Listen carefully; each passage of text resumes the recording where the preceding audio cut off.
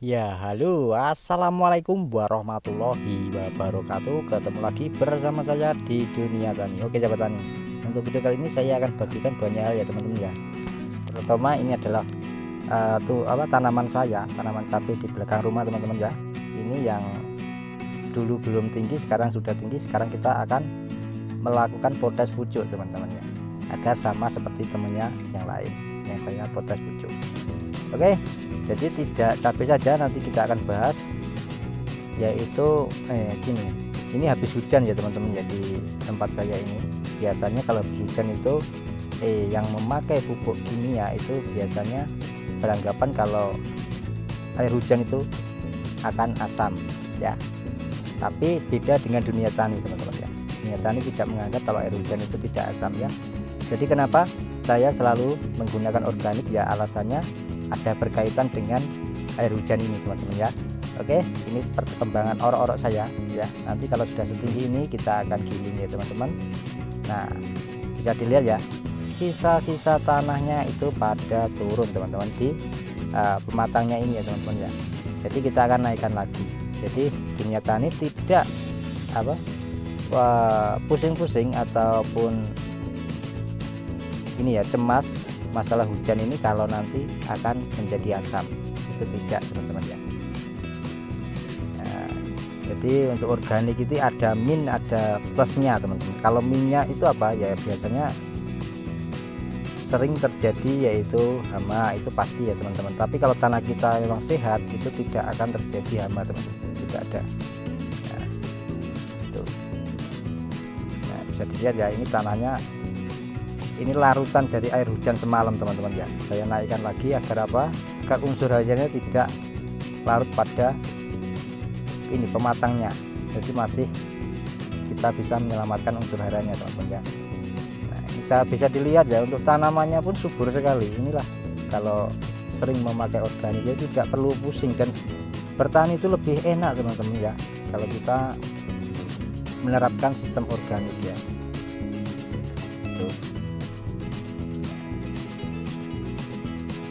Ini sangat luar biasa untuk berkebun di perkarangan yang kecil ya teman-teman ya, tidak yang luas itu tidak. Ini di belakang rumah saja kita bisa bertani seperti ini teman-teman ya. Ini tanaman sawi. Nah, ini nanti kalau sudah tinggi memang akan saya rombak lagi teman-teman ya, akan saya bikin bagus untuk tanamannya.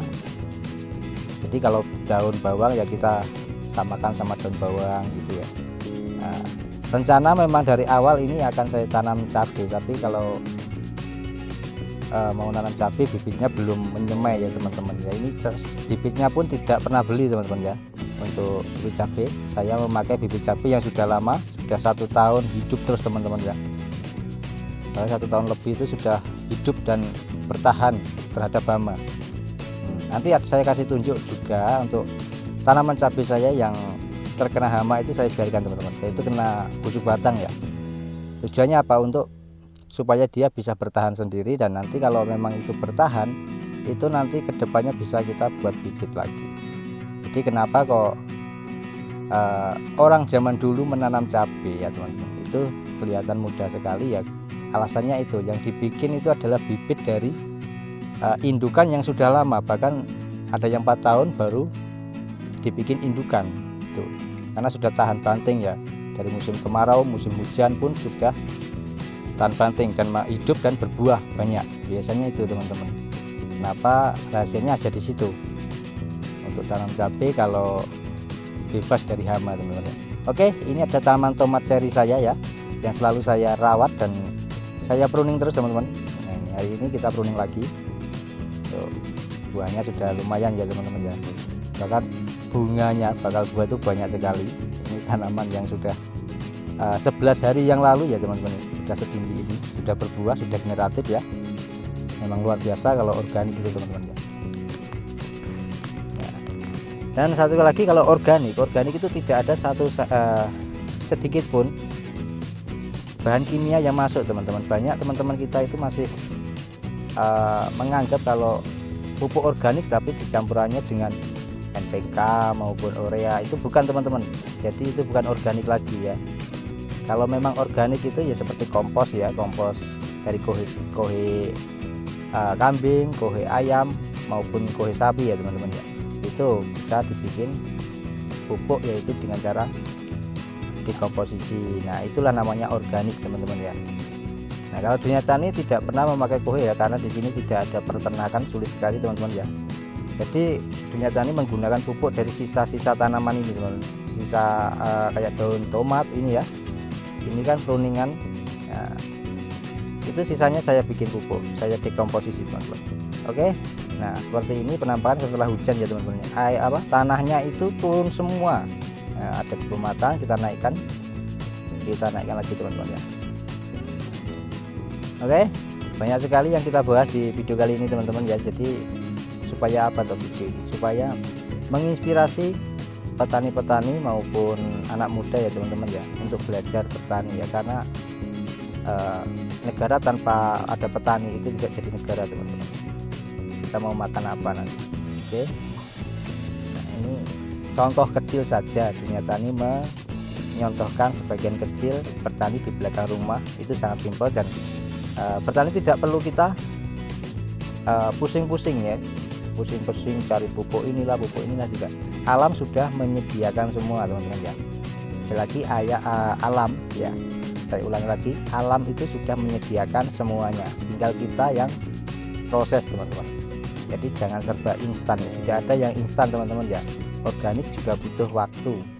Tidak sekarang pakai organik langsung subur, itu tidak. Kenapa teman-teman bisa gagal ya sahabat tani untuk petani organik? Karena itu masih terbawa mindset pada serba instan seperti pupuk kimia ya, pestisida maupun inseksida itu ya teman-teman ya.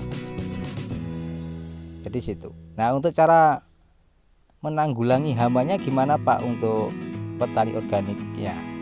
Kalau dunia tani selama ini memang di belakang rumah tidak ada hamanya ya teman-teman ya. Paling hama hanya ulat seperti belalang dan seperti kutu kebul itu saja ya teman ya. Itu pun dunia tani membasminya dengan pestisida nabati teman-teman, atau hayati lah bisa dibilang orang itu. Jadi kita tidak perlu pakai istilah-istilah nama-nama itulah, nanti bikin pusing para petani ataupun pemuda yang baru mulai bertani, itu sangat pusing sekali nanti. Ya, kita pakai pestisida yang alami saja seperti putung rokok ya teman, seperti di video saya dunia tani, nanti akan saya kasihkan di deskripsi ya teman-teman ya untuk videonya. Dan ini adalah video yang mau proses, yaitu pertumbuhan orok-oroknya teman-teman. Jadi orok-oroknya itu memang sudah tumbuh, tinggal kita nunggu tingginya saja, nanti kita akan giling ya. Nah, apa tuh tumbuhan orok-orok itu? Tumbuhan orok-orok itu adalah pembenah tanah yang luar biasa, yang sering dilupakan petani sekarang ya teman-teman ya. Untuk petani zaman dulu memang memakainya pakai ini teman-teman, untuk pembenah tanah itu. Oke, semoga bermanfaat video kali ini teman-teman. Ini aktivitas saya ya. Jadi sambil bekerja di perkebunan kelapa sawit juga saya bertani di belakang rumah ya teman-teman. Jadi lihat ya, tanahnya itu hitam ya seperti terapetra teman-teman ya. Nah, ini tanahnya ini awalnya pasir teman-teman ya, tapi saya kasihkan semua bahan organik di dalamnya, nanti ya jadinya seperti ini. Bahkan arang kayu pun saya masukkan ke sini teman-teman, jadinya seperti ini. Dan organisme sekarang sudah banyak di belakang rumah saya ini ya, karena jerih payah saya mengembangkan bakteri-bakteri itu teman-teman, supaya datang ke sini. Oke, semoga bermanfaat. Itu saja yang bisa saya bagikan pada teman-teman dan bisa menginspirasi teman-teman ya, bahkan bisa menjadi pola pikir yang positif ya. Intinya kita harus berpikir positif agar mendapatkan hal yang positif. Oke, saya akhiri. Wal topik walidayah. Wassalamualaikum warahmatullahi wabarakatuh.